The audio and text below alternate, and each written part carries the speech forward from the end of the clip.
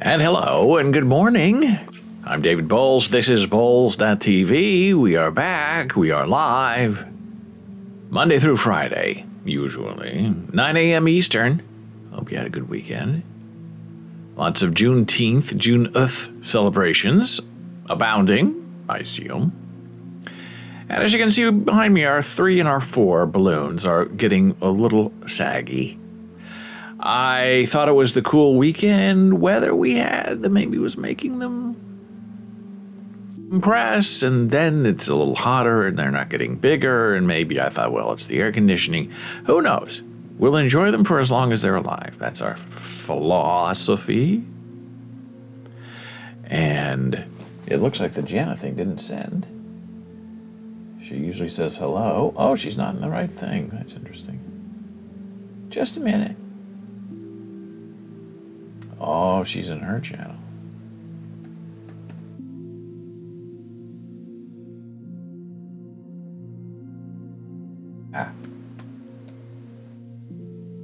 Now we have the test. We test it here, and then when she's where she is, which is not here, and she says something, she's being accounted for and logging in. So we double present her for your viewing pleasure. As always, well, NFT, I always get this backward, NFT.nyc is now in full blaze, I guess. Last week, 10, 15, 20 emails a day saying, hey, come to our party. Hey, talk about this. Hey, all these important people, whatever you want, we want to talk to you because you're a member of the press. But I was never sent press credentials, so I never responded to any of it because I thought I'm not going to be able to get in to wherever they are because I don't have the credentials. I was thinking over the weekend, especially about yesterday, that it was Juneteenth celebration in New York, which was the 20th. And I thought, it's really sort of bad form, as they say, to have this excuse me, NFT celebration on what is supposed to be a respectful holiday. Now, my wondering is if NFT.nyc set up this festival, and then later on, New York State said, hey, by the way, we're not celebrating it on Friday, Juneteenth, we're celebrating on the following Monday. And then they were like stuck. But if it were me, if I ran the world, I would say, oh, you're doing Juneteenth on the Monday, on the 20th, so it's not the 10th anymore? Oh, well, we're going to move our celebration of NFTs from Monday through Thursday to Tuesday through Friday. Would it have been that hard? The whole thing just reeked of ew. How can you be partying and talking about art on this state holiday that's supposed to be respecting the deaf community and the end of slavery? It was weird. And yesterday was a strange day, PR-wise. Because a lot of the PR companies I deal with are based in New York, some in California, some dotted throughout the country. Very quiet day. Nobody really said anything because they were off. They didn't have to work. Well, PR people work 24 hours a day, 7 days a week, every day of the year. I think it was a Juneteenth thing. And I really didn't get any NFT.nyc emails yesterday, maybe 3. And we'll see what shows up today. Usually they don't send out anything until about 10:30 because I guess artists don't wake up in the morning. They're like musicians. So why send something out at 5 in the morning when nobody's going to read it? Send it out at 9:30 or 10 when people are starting to wake up. And usually invitations are for interviews or for a lunch or for some kind of feeding event. And by the way, you can look at our NFTs if you want to. But it's interesting, if I were running the NFT NYC, whichever way it goes, I would have a different philosophy. I would give away, airdrop as many NFTs as possible. And I would entice people to come and see. It's not interesting to say, hey, press, come and listen to us talk about our art. The whole idea of an NFT is that it's immediately deliverable. Hey, there's our friend. Access is here. Presumably live from Singapore, but we don't know. And it doesn't matter, because wherever a person is in the world, we're going to talk about that. And we're going to talk about that coming up with our friend Igba. That's a story, friend. And the short story is he's back in Russia. And I'm concerned for him and his wife. But we're not there yet. You're at work at the moment. Oh. I don't know if you work for yourself or if you work for other people, or you work in a hotel. Oh, you're at work. I'm happy you're working, and I'm sad you're working, but I'm thrilled you're here with us. That's delicious. I get notifications that you're streaming, my friend, at all these different times. Saw you live, so I came by to say hi. That's so nice. I see you streaming at all different times of the day. And it's like I get it on my phone, but it's not like I'm able to watch you, but I admire your perseverance to just get on there and stream whenever you want to. You're not being restricted by, a strict schedule. You're restricted by whatever you feel like doing, which I think is terrific. And that is something that I wish that I did done, is just to get on. 5 in the morning, 2 in the afternoon, 11 at night, just to see who shows up. I bet you get very, very different people. And we're going to talk about that too. We're going to talk about Grand Theft Auto, sort of. Talk about, not play. And how that makes a cultural difference. That's coming up. But I'm still riffing on NFT.NYC. Did I say that right? Yes. And I would airdrop. I would say, hey, come to my event. Meet all the people. Blah, blah, blah. Meow, meow. Have a free lunch. Meow. And look at this. We're going to airdrop this to you if you show up. Then you show up. They get your wallet. They airdrop it to you if it's something beautiful. Now, a lot of NFT art tends to be very ugly, which I'm also going to talk about later, too. A lot of things to talk about today. And that's related to our friend Igba. Very interesting. A Russian doll within another Russian doll.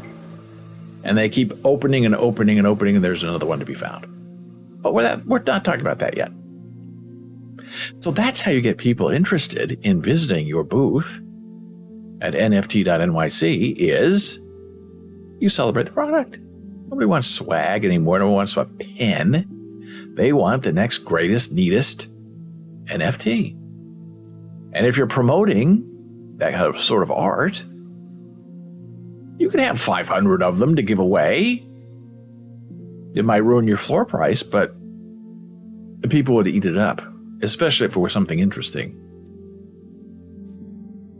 But most of this stuff, I guess, is really about technology, blockchain, services, not a lot of artists. Although I know a lot of artists who are there, but they, I guess, don't have PR people.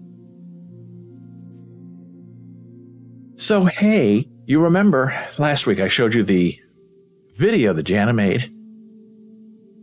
Square dancing in Washington Square, but it was more of a bossa nova, but square dancing in Washington Square is better. A better title. Washington Square Dancing is what I call it. And it was 46 seconds of people dancing to a bossa nova. Delightful. Well, not so fast, old boy. Twitch was fine with it.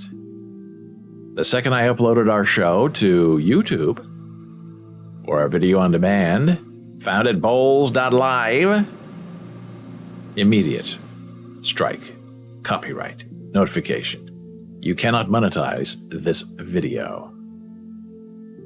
And then it was weird because there were like 3 or 4 different layers of people claiming the rights to that bossa nova music that was being played as wild sound in Washington Square Park. And the last one in line was Sony BMG, but there were 3 other people in front of that. So I thought to myself, oh my, why? I don't even think you could really hear the music, because I had my music playing and I was talking over it. But I understand that YouTube scratched it. So they said, what are you going to do about it? Are you going to agree with this? Because you'll get no money from the entire 2-hour show because of those 45 seconds. Do you want to dispute it? And I thought, well, if I could dispute it, because if there are 3 or 4 layers, nobody's going to take responsibility for it because they're going to go up and up and up. And I don't think Sony BMG cares about 45 seconds in a video. But I don't want to risk that. Or YouTube said, do you just want us to trim it for you? Meaning, from here where the song starts to here where the song ends, it's gone. Out and see. And I've done a trim before because I don't want to deal with this. But a trim usually takes 24 to 48 hours for some reason for them to go in there and cut out the offensive parts. So I said trim. 45 seconds. I should have known better. I should have turned off the sound, which I usually do, and just watched it with you and narrated it, and we would have watched people dancing to nothing. But I wasn't paying attention. I was too excited. So it took about 36 hours for the trim to be completed, and then the video is made publicly available for viewing. So this is the world in which we live. It's really terrible. It's not very fun, really. You just can't, they can't have any kind of music at all. They'll just smash you, tell you you can't monetize this. And it's funny that Pretzel Rocks is another music service where they claim to be copyright infringement free, but I use Slipstream, Slip.stream. But I have a Pretzel Rocks account as well as sort of a backup. And Pretzel Rocks admitted that over the last 2 months, they didn't know they had a problem with YouTube, where you ping a YouTube API to give Google access to your catalog. So Google can then look at it, index it, and say, okay, this one, all that's safe if they come at us with Pretzel Rocks. And somehow they went over their API allocation for the month, for 2 months, and Google stopped updating their database. So all the new music that Pretzel Rocks was promoting was getting flagged as a copyright infringement. And it took them 2 months to figure out how to fix this. And people very upset with them. Because you have to go and you have to file a thing with YouTube and you have to go to Pretzel Rocks and make an identification with them that I did this using this song that's supposed to be YouTube safe and it wasn't, and now what are you going to do? So that's another, so you spend all this money to license music and then the music company doesn't follow through and help you. And I like Pretzel Rocks a lot. I think that their music is very good. But one of the sad things that I don't like about even using Slip.stream is that I can't use any of their new music for, I don't know, this same reason. Because anytime I try to play anything new, it gets tagged and then it becomes a big hassle for a day and a half that I have to deal with. I don't want to do it. So that's why you hear the same.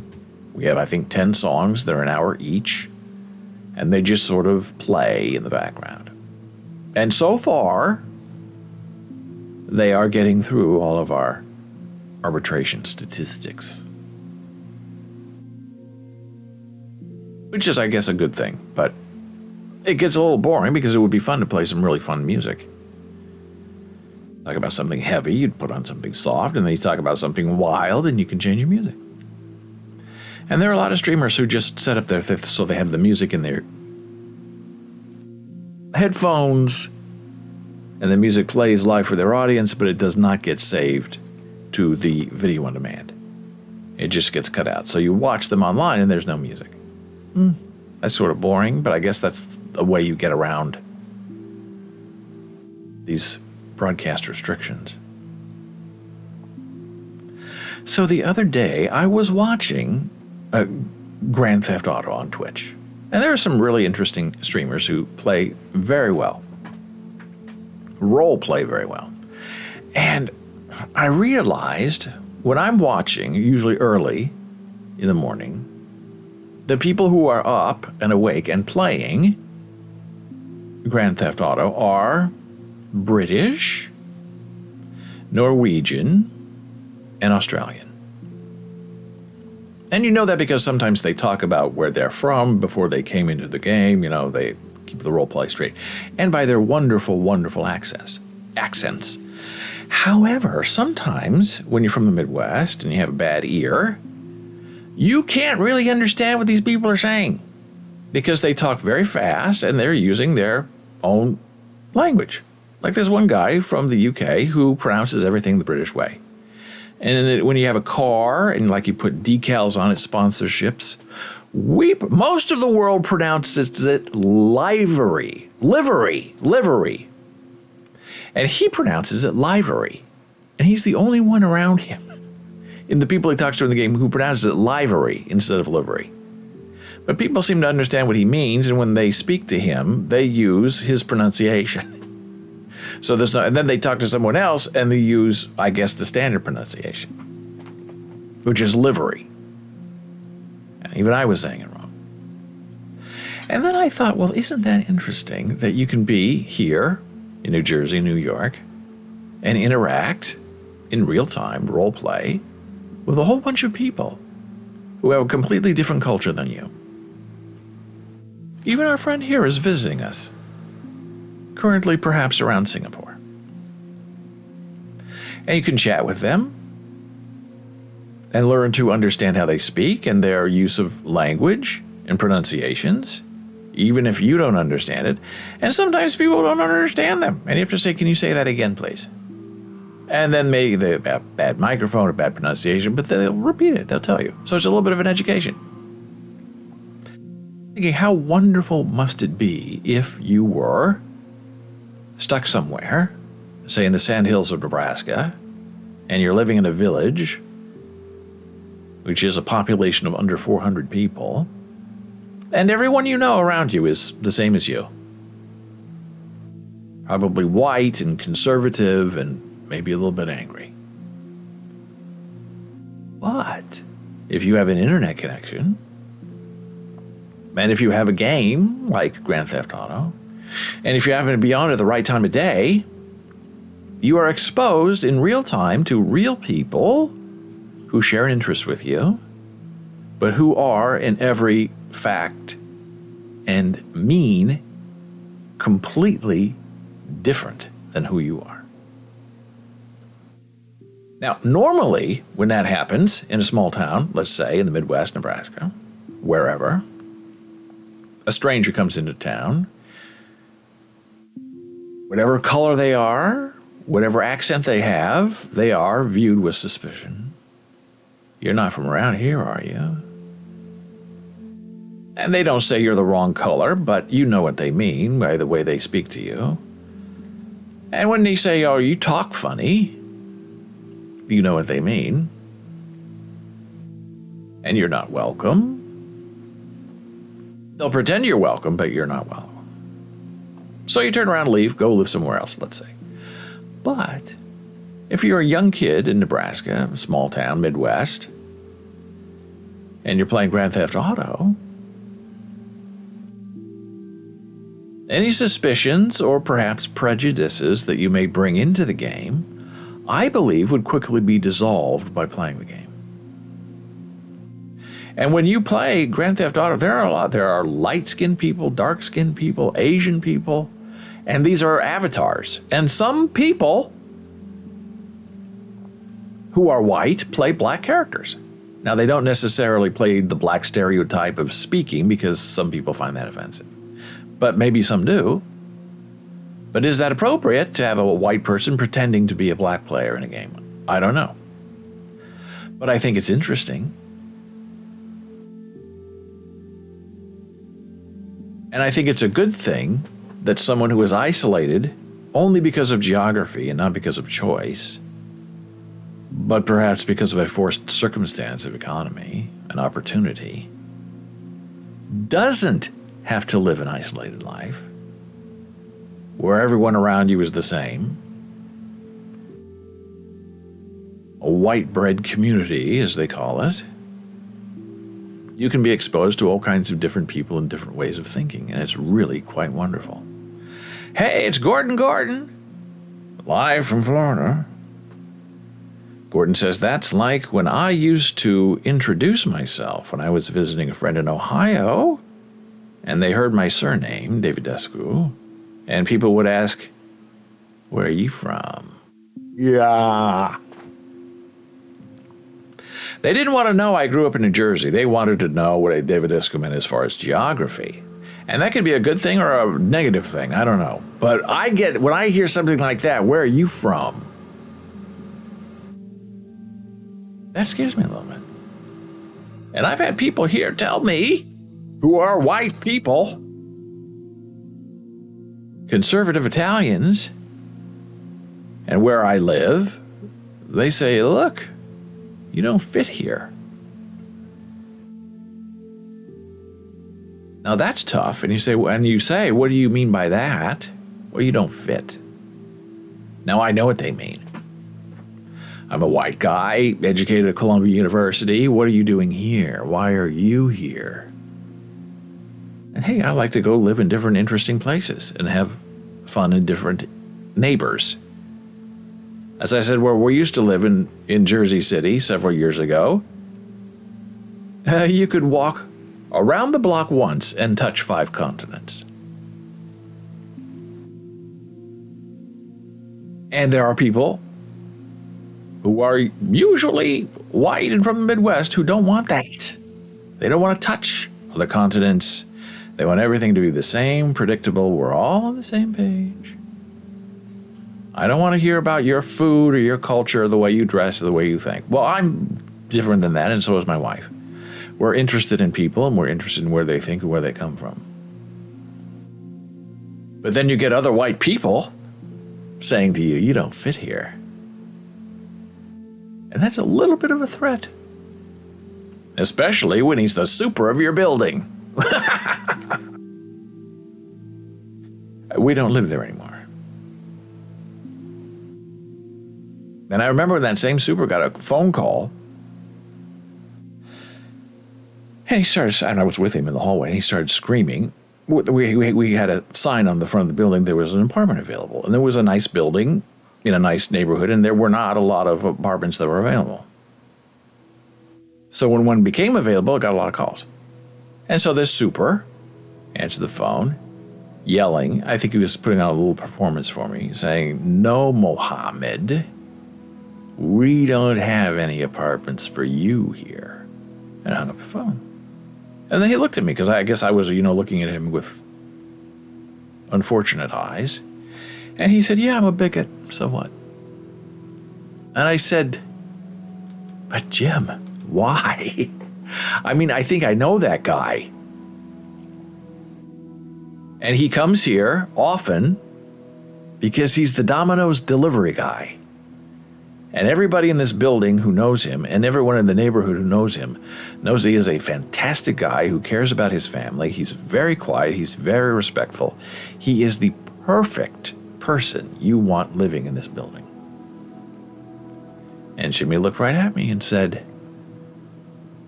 "No one named Muhammad will ever live in one of my buildings." So who doesn't fit, me or him? I mean, I couldn't believe he told me that. And I actually found my friend, Muhammad, and I said, "Hey, did you call?" He said, "Yeah, I did. He told me I couldn't live there." I said, "I know, I was in the hallway with him when he talked to him." And he was a very positive, wonderful guy, and he said, "It's okay. I love that street that you were living on, Concord. So I found another apartment, half a block up down the street, and I'm living there." I said, "You are?" He said, "Yeah, so it all worked out." I said, "Well, it worked out for you, but it didn't work out for me because you would have been my neighbor, and that would have been really terrific." And he said, "Well, I still am your neighbor." Now we're taking a very brief blood pressure break. Returning in a moment.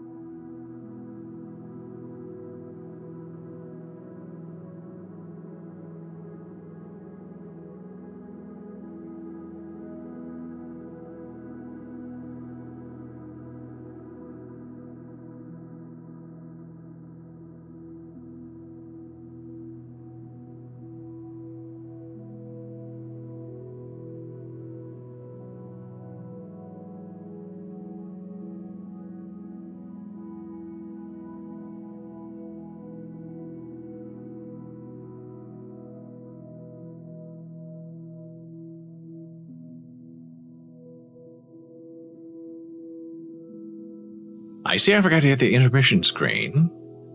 And I'm going to hit it now because I'm anal retentive.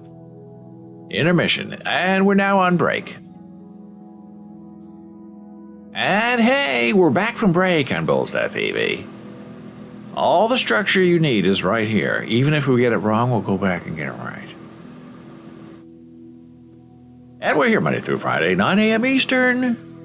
And just to finish up the thought about growing up in an isolated community and being exposed to the world, and maybe your parents don't even know, but it's a really terrific thing.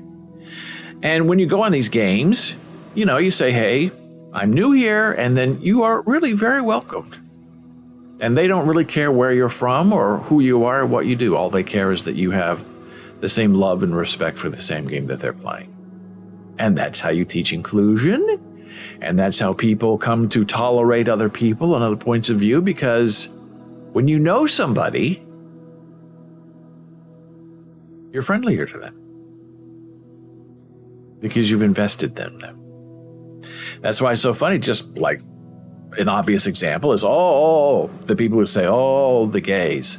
And then you have a friend or a family member who comes out and you think, it's different now. My brother, my friend is, okay.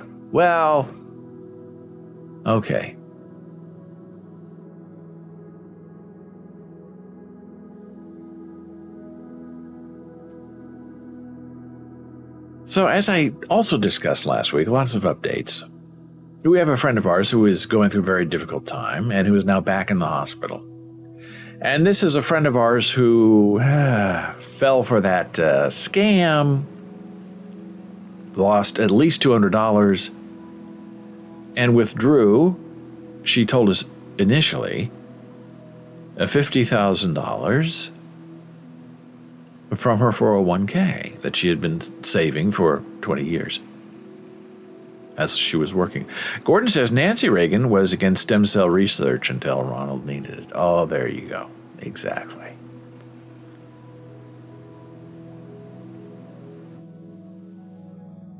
Exactly. And Ron's son, Ron. Oh, now that's a firecracker in the family. Which made Reagan's whole AIDS stance very uncomfortable for many reasons. And so our friend is having a hard time. And she withdrew $50,000 from her 401k, which meant she would pay $10,000 in taxes on that withdrawal. So she'd end up with $40,000. And if she was able to wait, 18 months, she'd get it all, or however much she needed tax-free, because she would be at 59.5.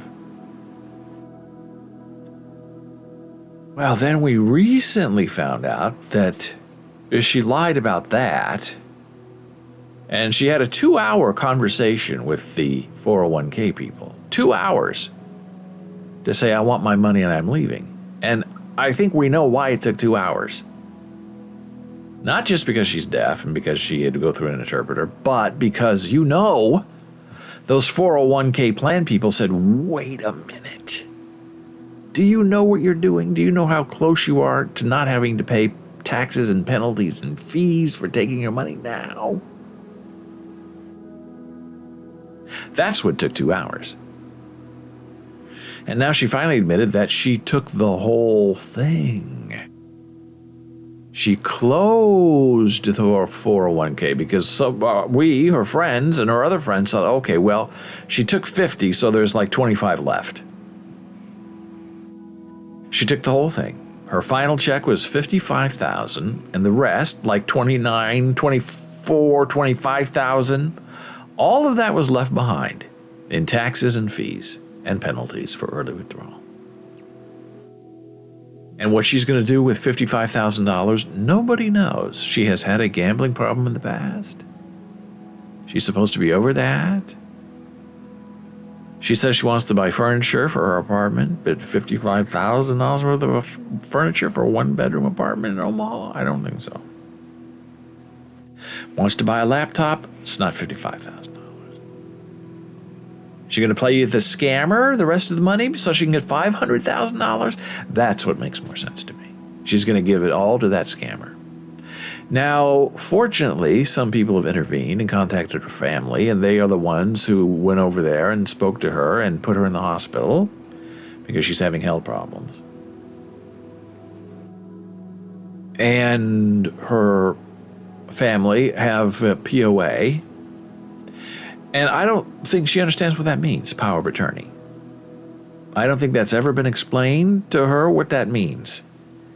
And they know about the check. So I'm hoping, all of her friends are hoping that the family can take that check, contact the 401k company, this happened less than a week ago, and say, look, she doesn't have the ability to make this kind of decision. We want to give back this money. We want the 401k restored. And by the way, I'm power of attorney, so she can't do this again. Can they do it? I don't know. I don't know what the law is. But that's supposed to be, and she's in terrible health, but that money was supposed to be her little bit of a cushion when she gets, luckily, to age 60, 70, whatever. And she needs some money to buy something that's really necessary for her health or her well-being. And she's the baby of the family. Everyone else is 20 years older than her. So she's, 57, 58, and they're all 20 years older. It's a sad situation. Hey, good news today. It's International Yoga Day. And if you have a wonderful Apple Watch or Fitness Plus, and you log 20 minutes of yogic activity today, you will get this fantastic mandala with the year 2022. I just love International Yoga Day because I think these awards and badges are fun and delightful and delicious. I can't get enough of them. So take some time out of your day and reflect and meditate, and you will feel better emotionally and mentally. That I guarantee. What else is going on in the news? Oh boy, let me see here. Oh. Now this is sort of chilling when you get these emails from Facebook. And I may or may not be in the middle of a beta test for a major social media company on NFT art. But when that process started, my Facebook account started getting these dings that I shared with you here about inappropriate content that were not inappropriate in any way at all. So I just get this feeling that someone, somehow, somewhere is going through all of my stuff, looking for any violations to see if I am an appropriate person to continue in the beta. That's the feeling I have. And then I get this. I think this arrived on Sunday. Or the 19th, whatever day that was. Saturday. And I know people who get these dings on ID and they lose their accounts. Now, I sort of remember, I guess 2 years ago, doing this. And the reason that I verified my identity with Facebook was for being able to do political and social advertising. Now, I didn't think I ever wanted to do that, but what I loved about it is that it gave me the opportunity proactively to prove to Facebook who I am, what I do. Here is my ID. I will answer questions about where I've lived and who I know and what I've done, so you can know exactly who I am. That's important to me, and I know it's not important to a lot of other people online. And I thought, well, that's good.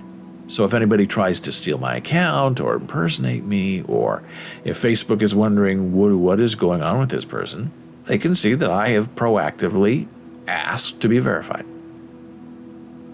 Well, I guess that was like 2 years ago, because I now receive this. Hey, To help maintain the integrity of our authorization requirements, all advertisers must periodically confirm their identity by submitting valid identification documents. Your identity confirmation expires on August 19.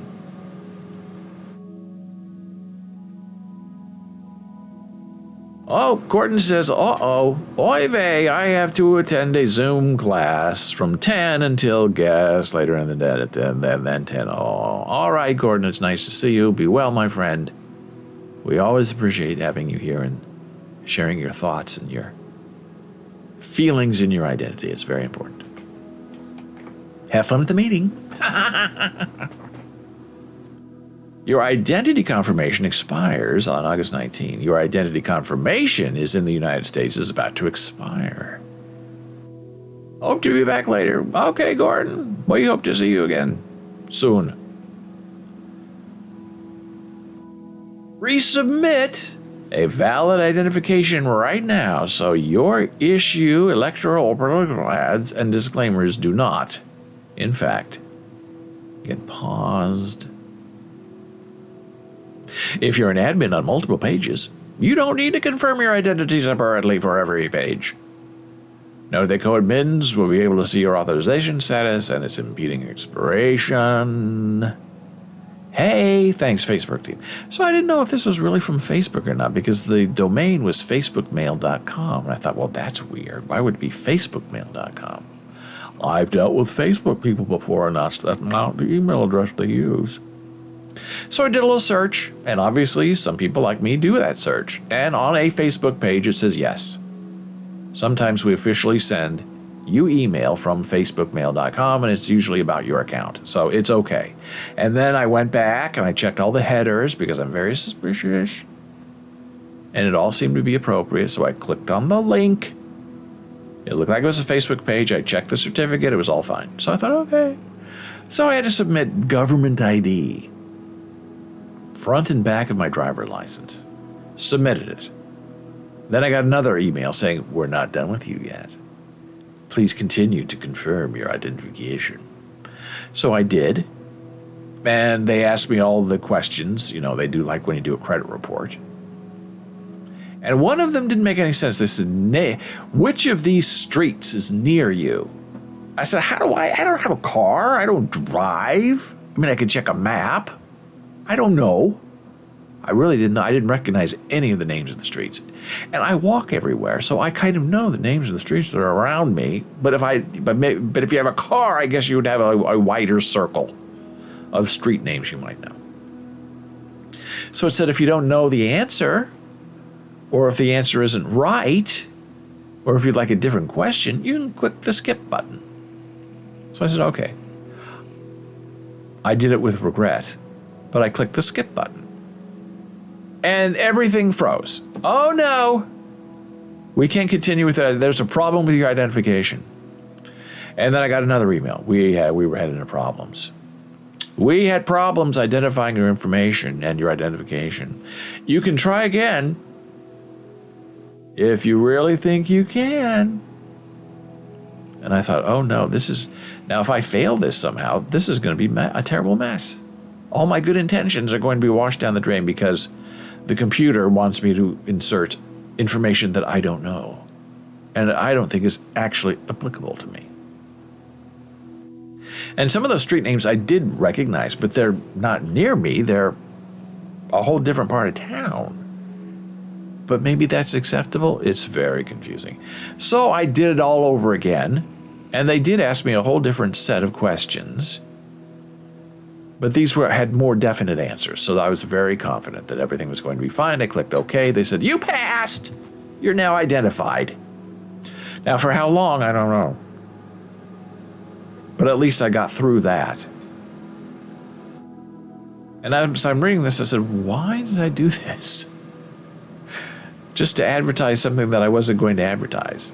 Because I think this all happened like around the 2020 election, when all that nuttiness was going on and people were posting really strange and awful advertising. And you have to confirm who you are. Well, I thought that was a great idea. But I didn't know I'd have to keep going. But I guess it makes sense if you think about it.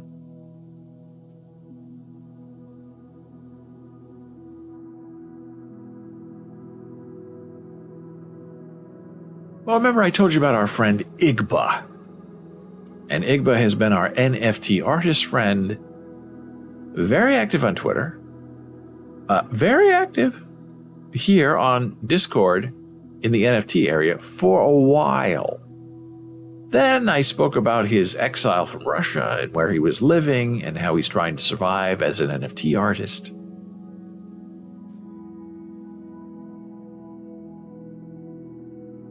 And after I did that, he never came back. He sends me private messages on Discord and, likes and sometimes replies to me on Twitter, but he doesn't have open conversations with me anymore on Discord. And he's explained that English is hard for him because he speaks Russian. So everything that he types and reads from me gets put through a translator, and sometimes it doesn't make sense. And he does tend to call everybody he interacts with dear, when I believe he means friend. Hey, Gordon's back. I think they call that a false exit in theater. They rescheduled it for Thursday at 10:30 in the a.m. I'm okay with that. Of course, future me will say he wishes past him had done it. Oh boy. Gordon's back in town. Yay! It's interesting how these Zoom meetings get changed all the time. And it happens to Jana too. I'm supposed to meet here and there. But the problem is when you're dealing with people who are disabled or need an interpreter, you just can't change the meeting from, half an hour from now or, tomorrow at 7:30 because it takes 2 days to get an interpreter lined up. Gordon says apparently a lot of attendees were ill, so they had to change it at the last minute. Well, that sounds gross. Or everyone's having lunch at nft.nyc. It could be either. We should find out. So it's very difficult when you have interpreters set up, they are being paid if there's interpreting or no interpreting, and you reschedule, they get paid again, and they're usually not always available. So it's a big mess. And it happens a lot. And sometimes people just don't care. Well, that's okay. Just reschedule. We'll pay. So our friend Igba, I invited him to be part of this unknown social media beta test. Because I thought, hey, if we can get him in, have a conversation with him, doesn't have to be a live interview, but a conversation translated that he would participate in. And maybe get him some sales or some kind of exposure, something that he can celebrate.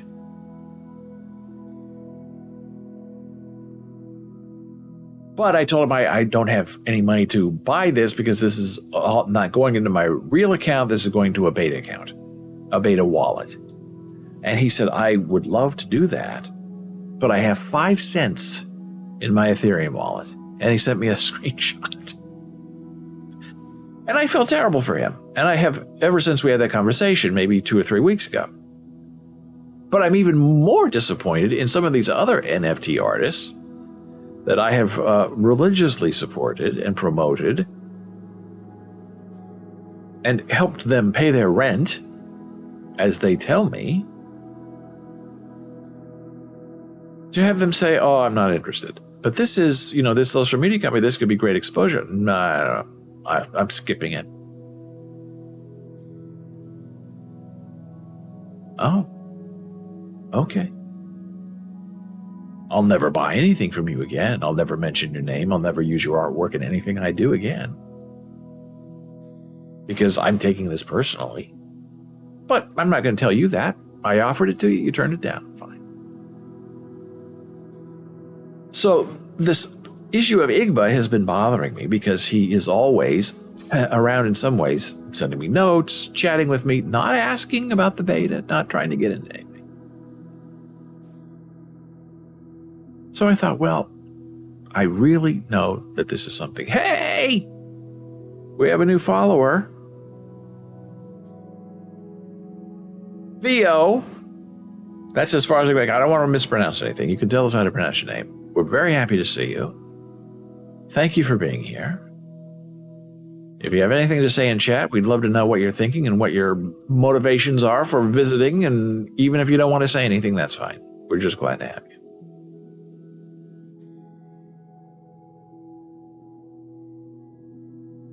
So I'm thinking, okay, the people who turn me down, I don't care. Igba bothers me because I understand what he's going through. I understand he's living in exile outside Russia. He had to leave. I need to do something to help him. Well, Ethereum is crashing. It used to be $3,000 for one Ethereum. Here's Mr. Gordon. I'm going to parse it as Theo Taku Nerd 9001. Taku. Thank you for that. And maybe we will be corrected. And I hope so, because we're not trying to be funny. We're just trying to go, hey, here we go. It's the Otaku Nerd. Honestly, the reason I hopped in here is because you looked like a movie action star. Well, thank you very much. I am Benedict Cumberbatch. At least according to some kind of AI thing. We have determined that. There are videos about it.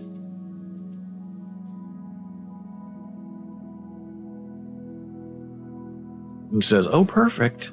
The Otaku Nerd. That's great. Otaku or taco? AI thing and that one doorman. There you go. Exactly. I wish I were Benedict Cumberbatch. Now that's a career. He's a terrific actor. And he makes a lot of money. But unfortunately, I'm not. I'm just a person with balloons behind him. Chatting into the darkness. Reaping the wild wind. Gordon says, if you don't know, now you know. I'm always a little scared to click on these links from Gordon. Because you never know what we're going to get. Oh, here we go. This looks fun.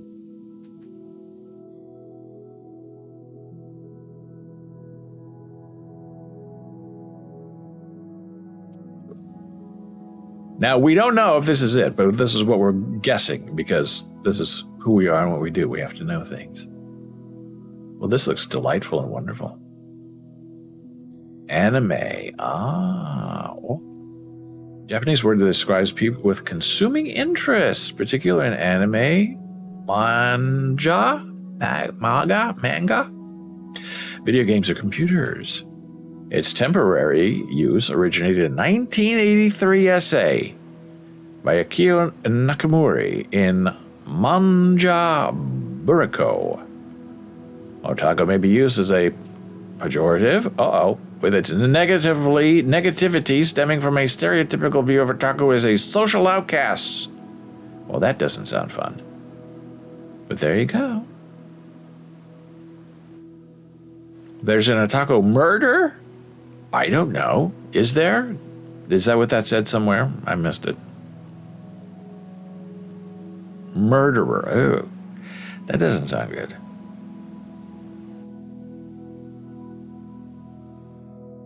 Yeah, well, it means geek or nerd. But maybe that's murder. I don't know.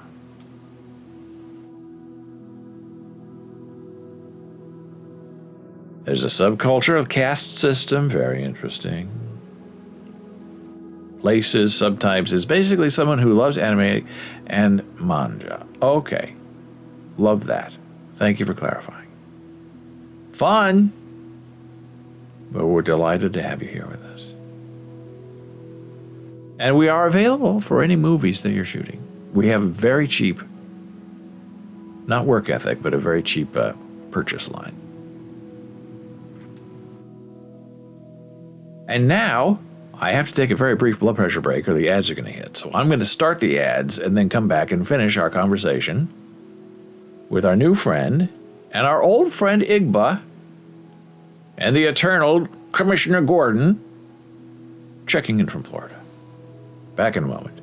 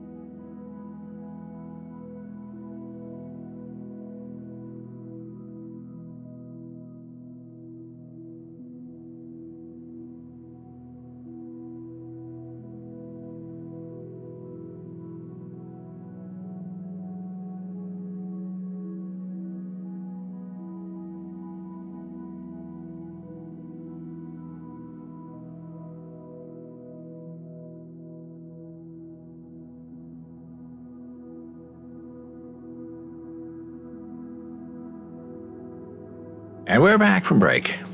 I'm David Bowles on Bowles.tv, BOLES.tv. Or am I David Bowles? I might just be Benedict Cumberbatch. I seem to get him a lot now. When I was younger, I got Tom Cruise a lot. And now I'm thinking, should I try to perform as, Tom Cruise's twin? Benedict Cumberbatch's younger brother? And then I thought, maybe, what if I combined the two? And I became Benedict Cruz. Now that could be a lot of money. I could be their stand-in, their stunt double, or maybe even their on-screen enemy, facing themselves in the mirror. I am available.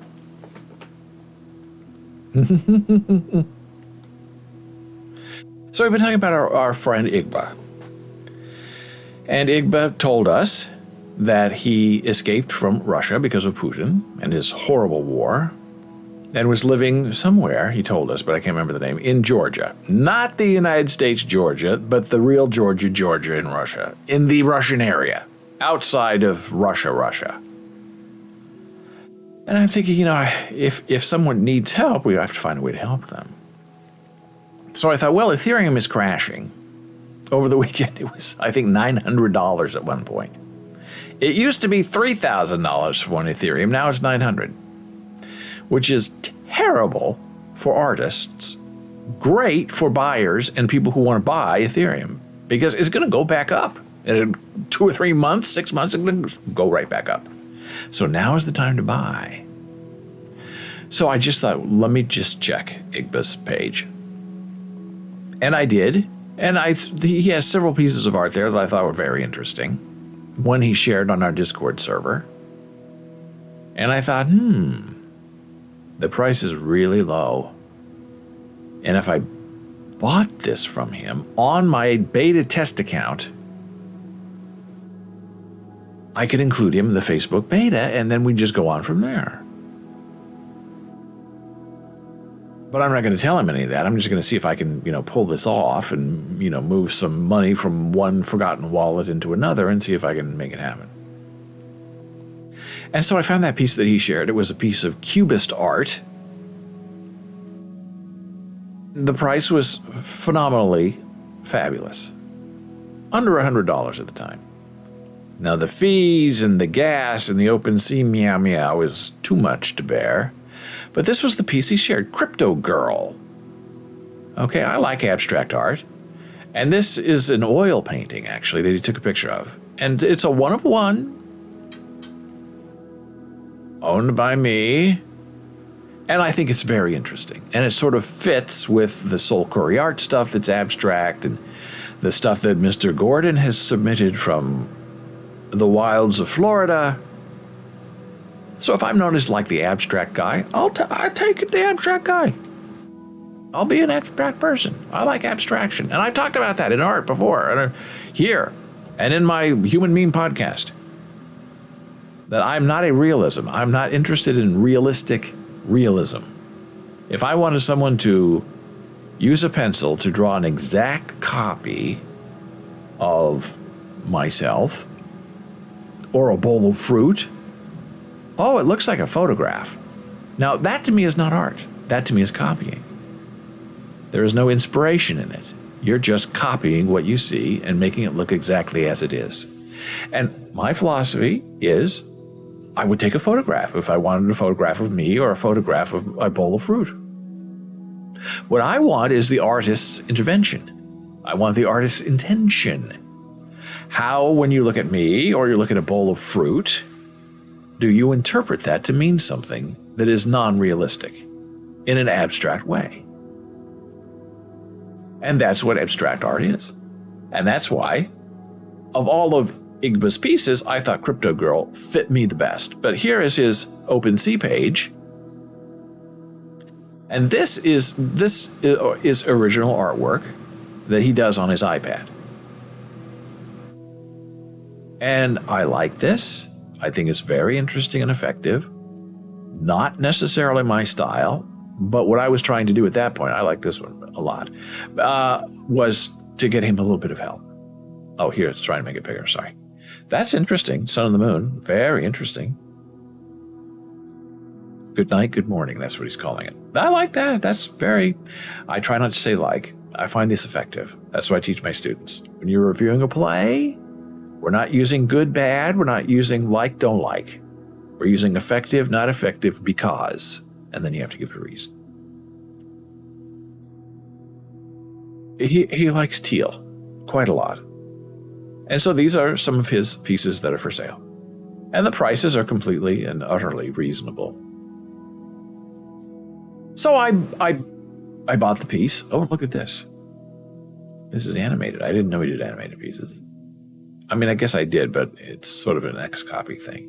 He's trying to find his place. You know, we talk about what kind of artwork he should do. We talked about X-copy. I think this is an X-copy idea. Fine. He knows that I like cubism, so he put up his cubist piece for me, you know, obviously, and I bit. Took me a while, but I bit.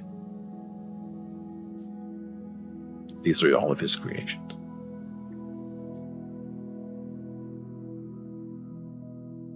So then I made it my default avatar on Facebook. And this back here is abstract art from Ishita Banerjee and Gabe Wise. So abstract into abstract into abstract makes more abstraction, which I find very interesting.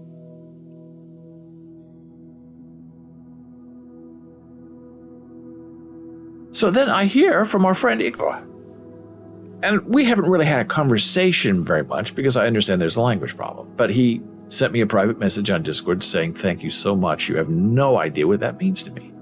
I said, well, I hope it, helps you get along in your struggle.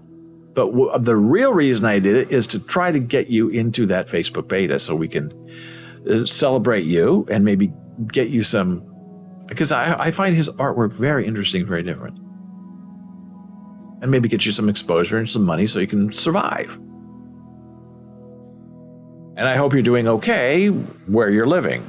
And then he told me,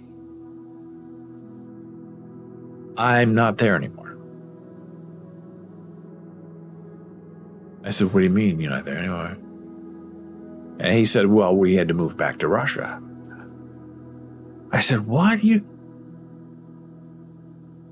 You ran out of Russia because of the war. You're not a friend of Putin. What happened? And he said, no one would hire me because I'm Russian and because we are seen as immigrants. We are not welcome there. So we stayed for as long as we could.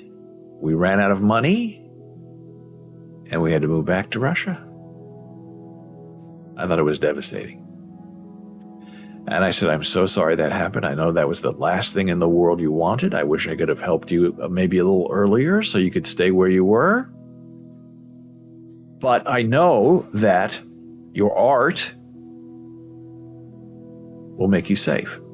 Your art is going to be your way out of there. And he wrote back and he said, thank you very much. I appreciate your support. I read your note to my wife and she started crying.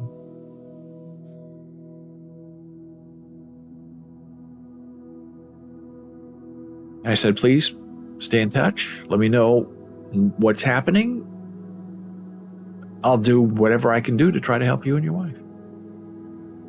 And I know that getting you in this beta test, whatever it is, I think I may have said it, but I didn't mean to.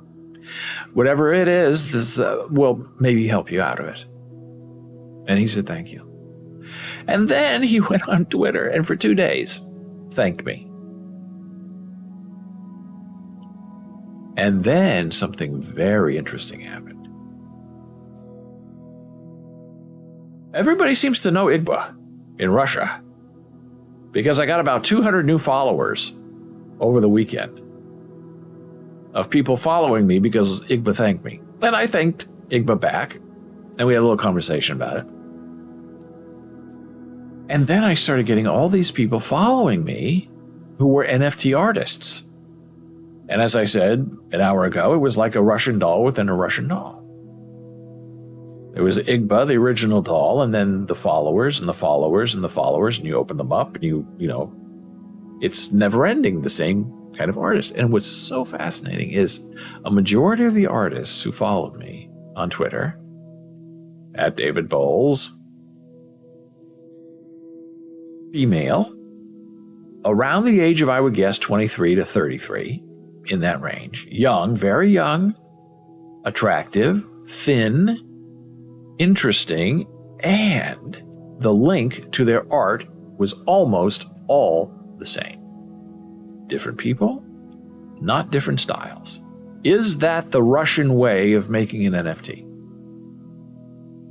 I would say 90% of the artwork I saw from these 150, 200 people were naked women with the boobies showing and the big bum showing, arching, swimming, kissing, sucking blood out of a heart. And then, I would say 85% of the time, when you check their Twitter feed, in their media section, they always have the same close-up picture of their face. And these are people. Same face, same facial expression. And then later on, you almost always get some kind of photograph of them in a nude position, but not seeing anything because it's Twitter. But you can see the nude boobies in their artwork, but I guess they can't show it in real life. I mean, I guess you could, but they don't. So it's like it's this weird kind of template to be a young female artist in Russia trying to make money to either get out or do something by selling your, what I believe they think are erotic NFTs. Now, to me, I don't find that kind of NFT terribly interesting because it seems superficial and just a cry for attention. Look, I drew a naked boobie, so, pay me more money. And that's why I say it's a Russian doll within a Russian doll. It's exactly the same thing, one after the other. And then you go back to our original, our friend Igba, and look at his work, and it's stunningly different from everything else that I just saw from the Russian dolls. And how does that happen? There must be some kind of Russian aesthetic. And when I say these young women are very thin and they know how to pose, I mean they have trained bodies. You can see the way their foot is, that these are ballet-trained people. They have that air about them. You can just tell by the way they walk, the way they pose, and then by the sort of figures of the female body that they draw in their artwork. It's really a fascinating study into what it means to be a young Russian woman right now in the midst of a war. You're trying to get out and you're trying to get away.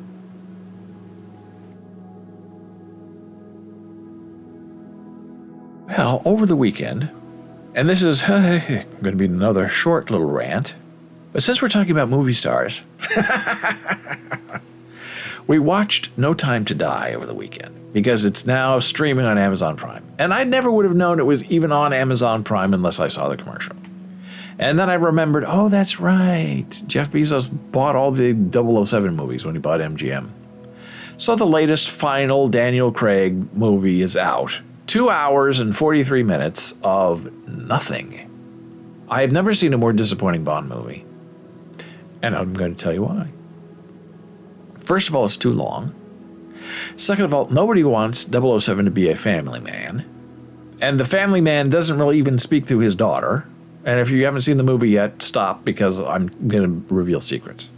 Plot secrets. Why have two villains? Doesn't make any sense. You need to have one villain who's always there, poking and terrorizing the Bond. I don't care about the Bond 007 replacement that they're trying to set up for a spin-off. That's all ridiculous and all very boring. Blofeld, Christoph Waltz, is a terrific actor. And Safin, Rami Malek, not so great. Now, both of them, Christoph and Rami, are exactly the same kind of actor. When you hire them, you're hiring them to be them. They don't have the range or the capability to really be anything other than themselves. And with Christoph, it's because of the way he pronounces words, his pronunciation, and with Rami, it's the shape of his face. It controls how he speaks and who he can be. So these are not actors with great depth and variety. These are actors who are very good villains. So Blofeld has this ridiculous scene where James Bond tries to kill him, and does, inadvertently. And then you have this other one who goes after his love interest and mother of his daughter for 20 years and is trying to kill them. It doesn't make any sense from a dramatic point of view. Pick a villain and go with it, and make the movie an hour shorter. But here's the problem with the movie. I understand this is Daniel Craig's last movie, but that doesn't mean you have to kill Daniel Craig's character. You don't have to kill 007, so the black woman can take over his 007 number. You don't have to do that. And that was the thing that outraged me the most, after spending 2 hours and 43 minutes watching a movie that I didn't like. Because there was no reason for him to die. He could have gotten off the island and lived a beautiful and fruitful life with his wife and his new daughter, if he so choose. Chosen.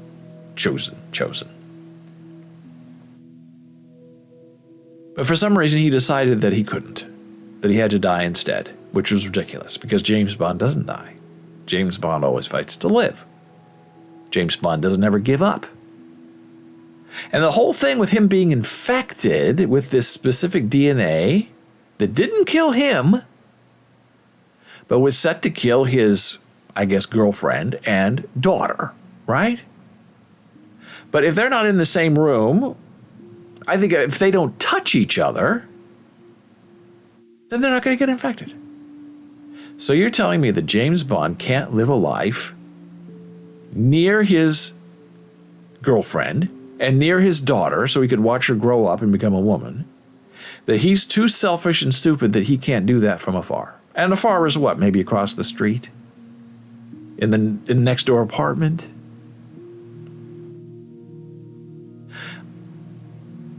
And Q can solve anything in the movies.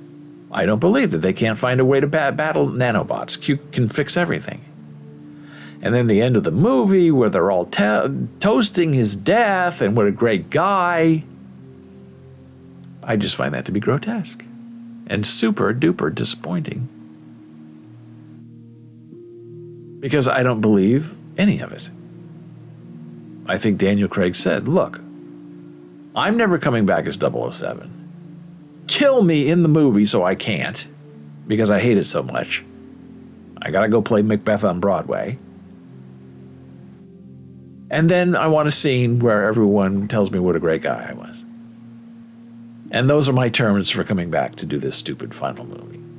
And for some reason, the producer said, okay, we'll do it. Never should have done it. Ruined the franchise. Awful. No one wants to see 007 being a doting father. Very, very boring. And now they have to figure out who's going to be the next Bond. I read all about it. Who's going to come up? Oh, all these names. Oh, it should be a woman. Oh, it should be a black person. Oh, no, it should be a... And the one name that I'm hearing the most that they've now discredited was Tom Hardy. Now, I think he'd be terrific. I think Idris Elba's a little too old. I think Tom Hardy's maybe almost a little bit too old, but he's a terrific actor. I mean, from Bane to Bond, I mean, come on now. From Venom to Bond, terrific. You can't go wrong with him. But if they don't want to go that way, then I think they need to go very young. Sort of start the franchise all over where he's the young, up-and-coming guy. Is he going to get 007 back from the woman who says she has it? That's going to be an issue. We're going to have to do kill her? I mean, how else is she going to give it up? Why would she give it up? It's her number. You need to go with a young actor who's unknown. Oh, Timothy Chalamet, he'd be so great. Now, everybody knows him now. He's in every movie. He's Willy Wonka in the next version. He's Dune. He's very boring. He's not yet. Bond has to have personality. He's fun. We need to get back to that. So find a young, unknown, excellent actor who can stay with the franchise for the next, 10, 20 years. Sign him to a 5-picture deal. If it doesn't work out, then you get rid of him. If it works out, you got him wound up for 5 years. That's what I would do anyway. And we're not done talking about movies. We're going to talk about Fast and the Furious when I return from this blood pressure break. I think we just had ads, but I'll see what happens when I click on. I'll see you in a moment.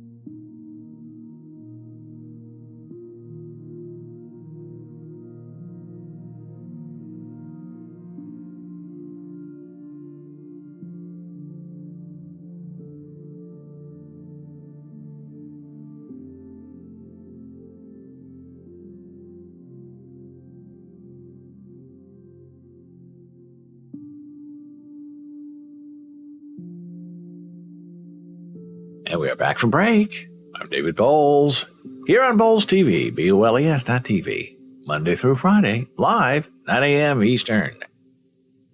So we were talking about the movies, and before we talk about our next movie, I forgot to show you also that in addition to being my Facebook avatar, Igba is now the banner on my Twitter page. So Igba everywhere. Now, over the weekend, one of these channels, I think it was the E channel. Let me just check. I have this set up, but let me look. I think it was the E channel. It was the E channel, having a big Fast and Furious festival, right? Movie after movie after movie, all the Fast and Furious movies in a row. Now, those are not terrible movies. The acting is actually pretty good for the secondary cast.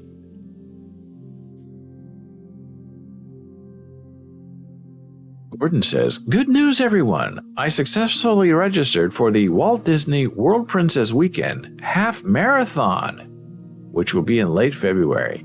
Now, that's very good. I hear that people try, maybe you're the one who told me this, that they sign up for it just so they could get the prizes. But I know you're going to run it because that's who you are. But that's wonderful. Do you have to pay to get in? How did you get in? I hear it's very difficult to get in. Oh, yes. Very interesting. Well, that's fun. And do you run it? Is it on the grounds of Disney World, or is it like around Orlando?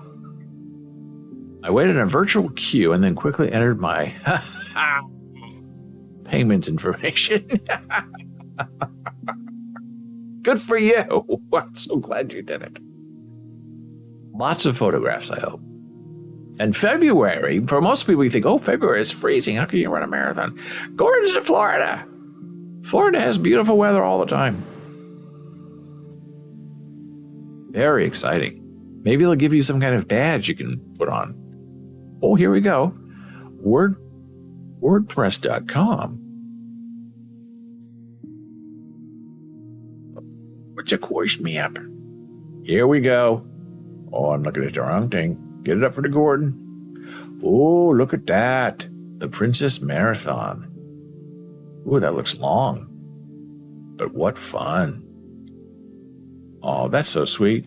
I can't make it any bigger. But that is cute. And it's fun. You're right there running. Now, if it were me and I were Disney, I would say you can bring 2 kids with you and they can run with you. Or you can at least, carry them around if you want to.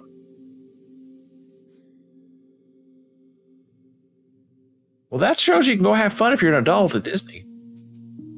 Well, it's a half marathon. Of course, it's long, yeah.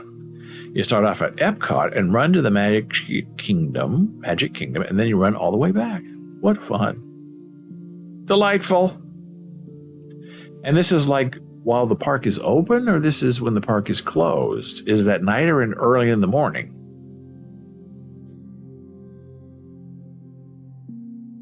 Early. Oh, what fun. Wow. Well, congratulations, Gordon. That makes your day in your year, I bet. That's a lot of fun.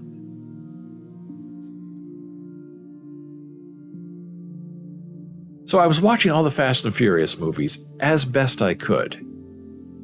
And the only one that's really terrible is the Tokyo Stroke, the Tokyo Drift. I think that's what it's called, where they got rid of everybody because they said the franchise is so strong that we can replace everyone we love and just have a new guy in there.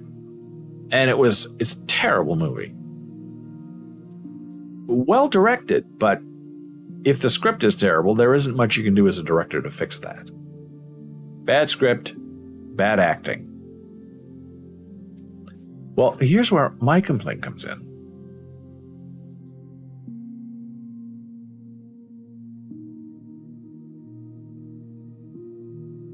Oh. Hey. They're showing the Fast and Furious movies. Hey, Gordon says, there are people who are pace runners who have balloons. Our one friend would love them. Right.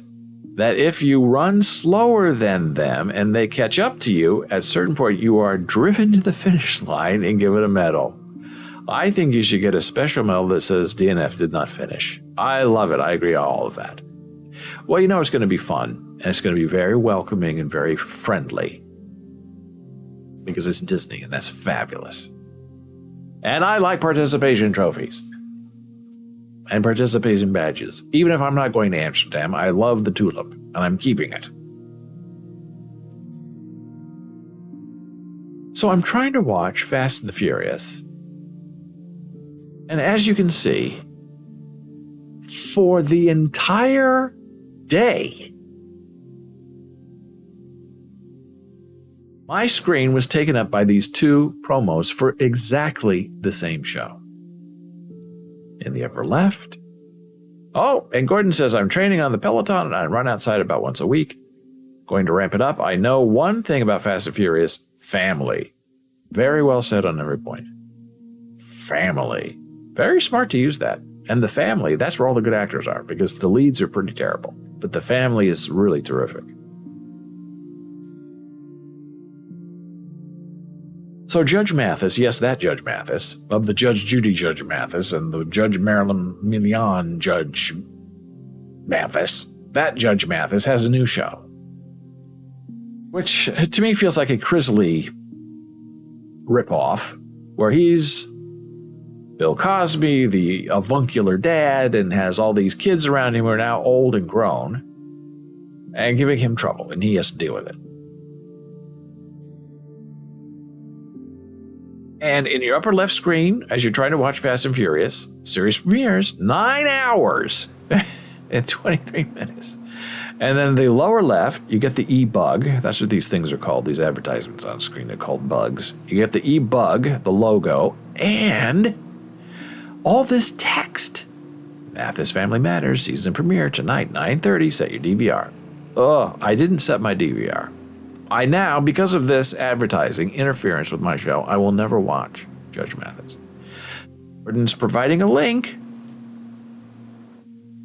Always dangerous, but that's my middle name. Danger. You have my sword, and you have my bow, and my axe, and my family. Beautiful. You have my sword, and you have my bow, and my axe, and my family.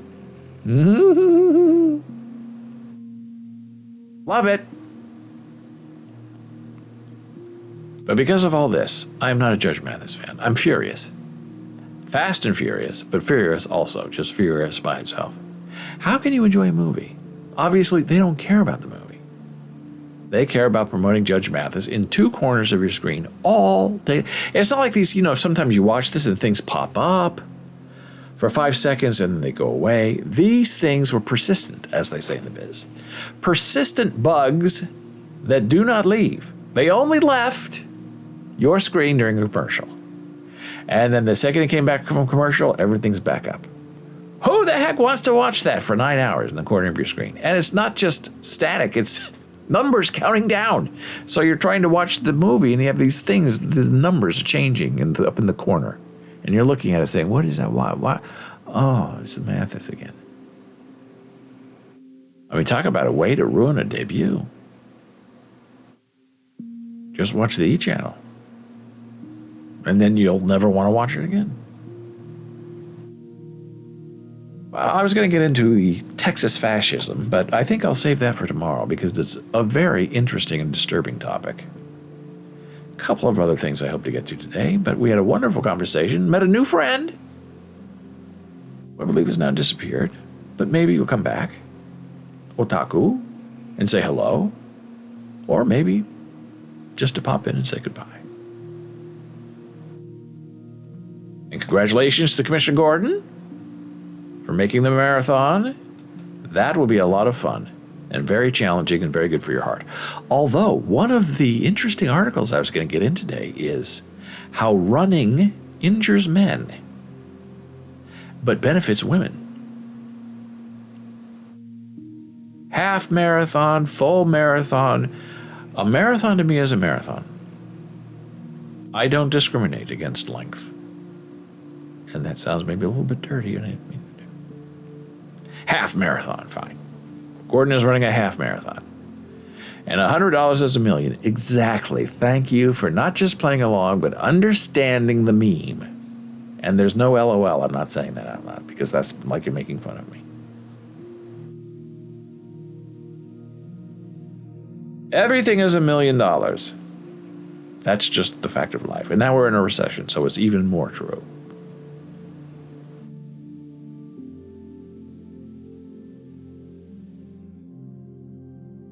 So until tomorrow, I will see you on Twitter at David Bowles. You can email me. Hey, Gordon's back. A full marathon is 2 half marathons. Very good. And, of course, if you're Charlie Sheen, it's 2.5 marathons. Joke? Yes. So when you go up to a full marathon, we now know that you will say, I will be running 2 half marathons. Why not just say a full marathon? Well, it is more precise to say I'm running 2 half marathons. Well, what is a marathon? Well, what I'm running. Well, I'm running 2 of them, but they're only half. But a half marathon is what? Is that 13 miles? That's long. That's more than a 10K. 13.1 boys is 26.2. Yeah, half. That's a long way to go. You'd have to go around that whole thing, what, twice, I guess. Oof, that would be too much. In the Florida heat. That's probably why they're doing it early in the morning, before it gets too hot. But it's going to be totally safe and fun and beautiful. Put a GoPro camera on and wear it the whole time. Marathon weekend is January. So they do run marathons. Very interesting. Well, that would be a lot of fun. And if you have any questions or comments, you can email me, david@bowles.tv. On Facebook, hey, we're regular old BOLES. On Instagram, it's Bowles Books. On TikTok, Bowles TV. And we do have a Discord server. If you're interested in posting images or videos or other fun stuff that we can use on the show, you can just go right there and put it on up there. Gordon says, thank you for having us. Thank you for being here, Gordon. We're glad to know what's going on and that you had great success today. 2 great successes. You got out of your Zoom meeting and you got in at Disney. Woo! Now that's a celebration. And I had a celebration myself with our new viewer who thinks that I look like a movie star. That's why he or she came and said hello. Hey, any way you can get them. No subscribing, no bits, no donations.